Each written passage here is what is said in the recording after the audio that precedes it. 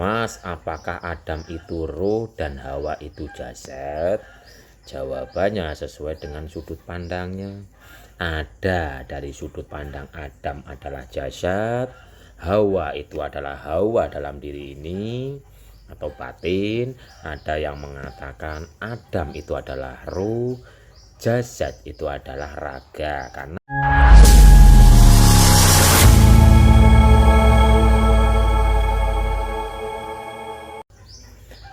Mas, apakah Adam itu ruh dan Hawa itu jasad?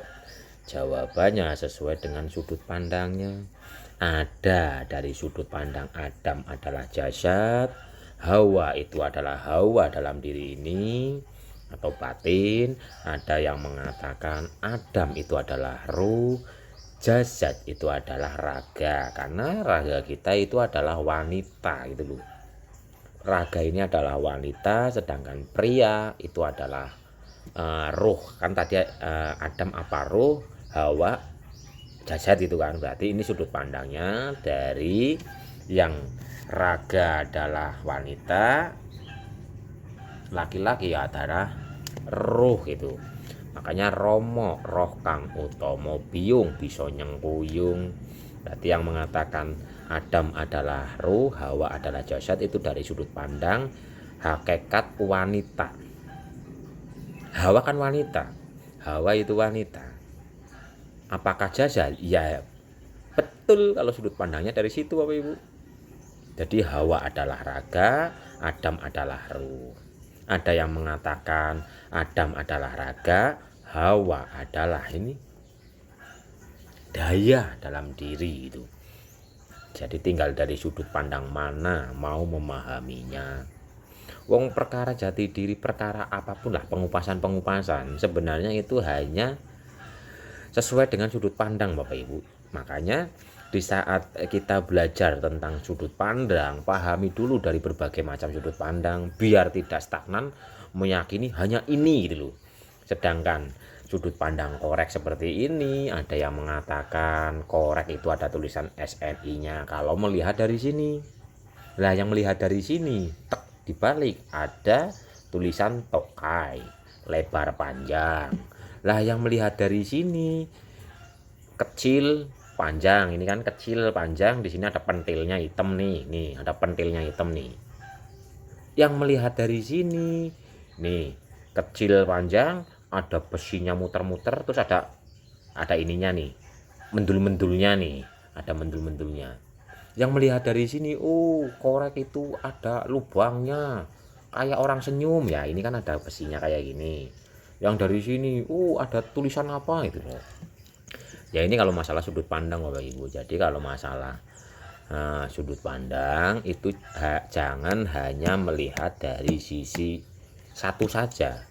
Jangan melihat dari satu sisi saja, tapi lihat dari segala sudut pandang. Biar apa sih? Biar nanti bisa memaklumi. Kalau kita melihat dari sudut pandang satu saja, itu malah bukan memaklumi Bapak Ibu, tapi malah jadi orang keras. Orang keras. Intinya gini, yang benar itu yang dari sini yang ada tulisan tokai itu. Menyalahkan yang di sini.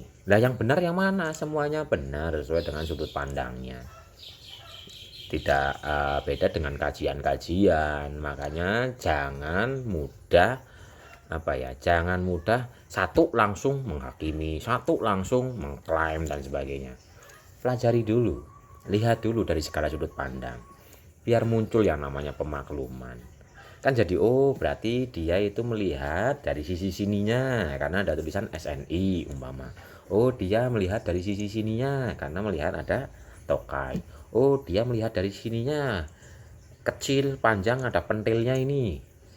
Dia melihat dari sininya ada mendul-mendulnya ini yang buat ngemegas ini loh. Akhirnya apa? Jadi memaklumi Bapak Ibu. Jadi memaklumi, enggak malah menyalahkan ini, menyalahkan itu. Enggak mudah bereaksi. Enggak mudah bereaksi.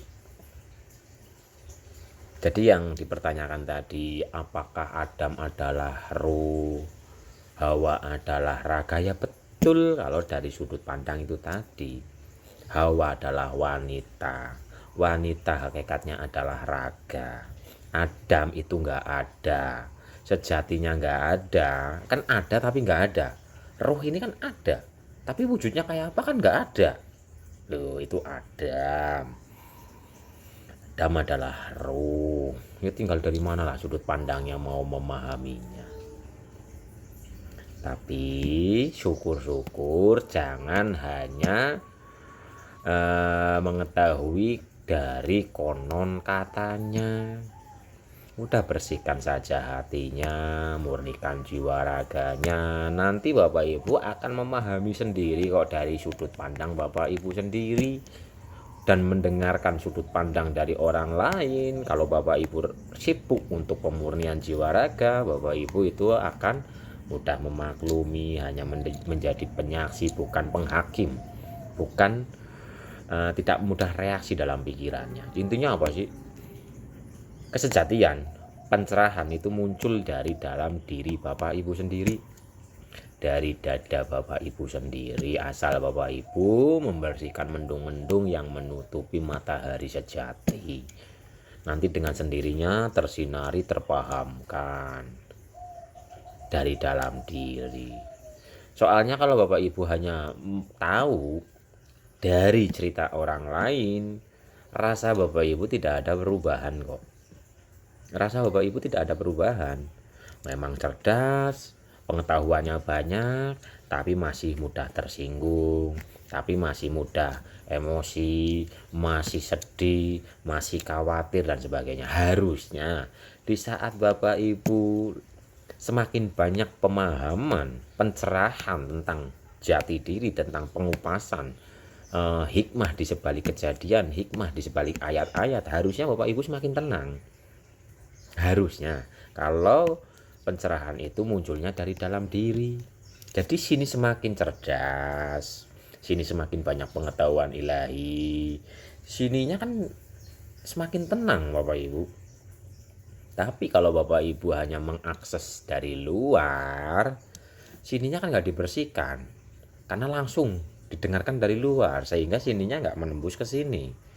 Ya kalau umpama sini sudah penuh, ya ayo dipraktekkan, rutin praktek biar ilmunya itu terhubung dengan laku. Ngilmu ketuku kanthi laku. Udah intinya bersih-bersih saja.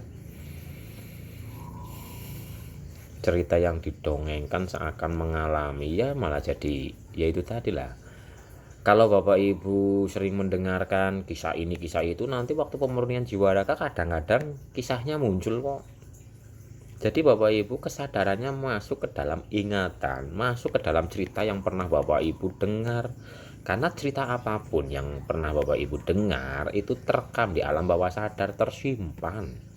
Sehingga meditasi, zikir, nafas, pengalaman mantep-mantep Bapak Ibu. Tapi kenapa emosian? Tapi kenapa masih sedih? Berarti pengalamannya itu, pengalaman rohaninya itu, pengalaman alam bawah sadarnya itu adalah Bapak Ibu mengalami dalam memori cerita, mengalami dalam memori yang pernah Bapak Ibu download dari luar. Karena yang benar-benar mengalami pengalaman kerohanian yang di alam bawah sadar, yang murni, itu rasa dalam alam nyatanya itu ada perubahan Bapak Ibu. Semakin tenang, semakin sabar, semakin lembut, penuh welas asih, dan sebagainya. Jadi udah di surat Al-Qiyamah itu ayat 19 kalau nggak salah, di dalam dada itu nanti akan dijelaskan ketika mendungnya sudah hilang. Bersihkan saja, bukan untuk pembersihan hati, pemurnian jiwa raga. Nanti paham-paham sendirilah.